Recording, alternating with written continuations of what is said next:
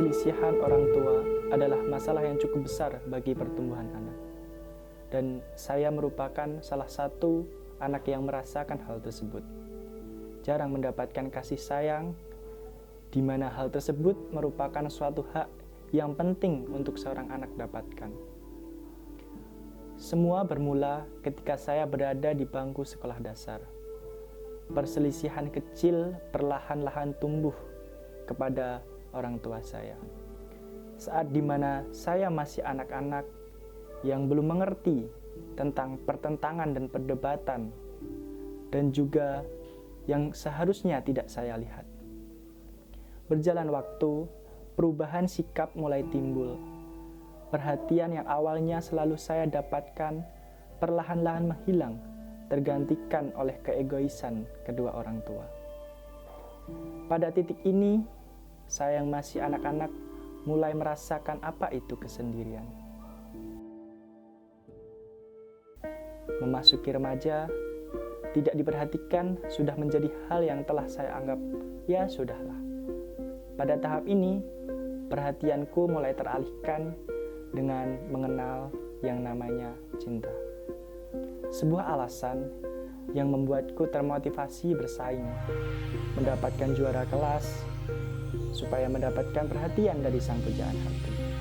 Terdengar klise memang, namun karena alasan tersebut, saya bisa membuktikan bahwa saya memang bisa ketika tekad dan usaha sudah saya kibarkan.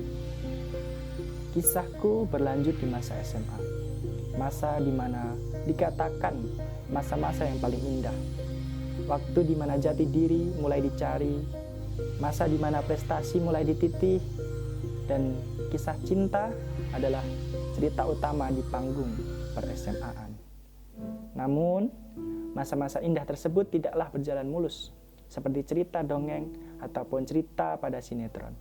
Awal kisah SMA-ku kembali dibayangi oleh perselisihan orang tua di masa lalu, yang kini semakin menjadi-jadi.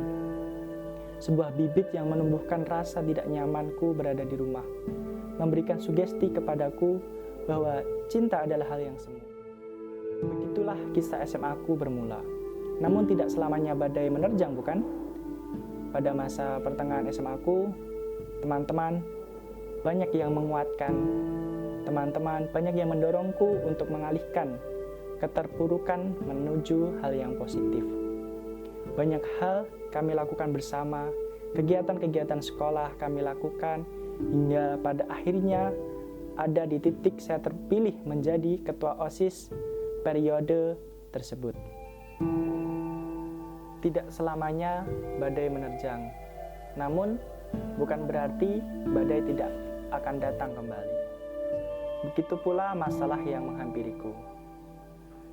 Di saat teman-teman memberikan dukungan penuh untuk masalah yang saya hadapi, namun perselisihan orang tuaku juga menuju pada titik puncaknya. Ketika masa SMA-ku berada di babak akhir, kedua orang tuaku juga memutuskan untuk berakhir, alias bercerai. Seketika perasaan kecewa muncul di dalam hati. Bayang-bayang keterpurukan masa lalu kembali menghantui. Kekhawatiran akan kembali pada keadaan merasa sendiri, merasa tidak dicintai. Teman, dukungan guru, dan orang-orang lain yang memotivasi saya terus datang tanpa henti. Disinilah saya mengerti bagaimana usaha tidak akan mengkhianati hasil. Dan saya terus berjuang menggapai masa depan dan melupakan kesedihan akan kesendirian.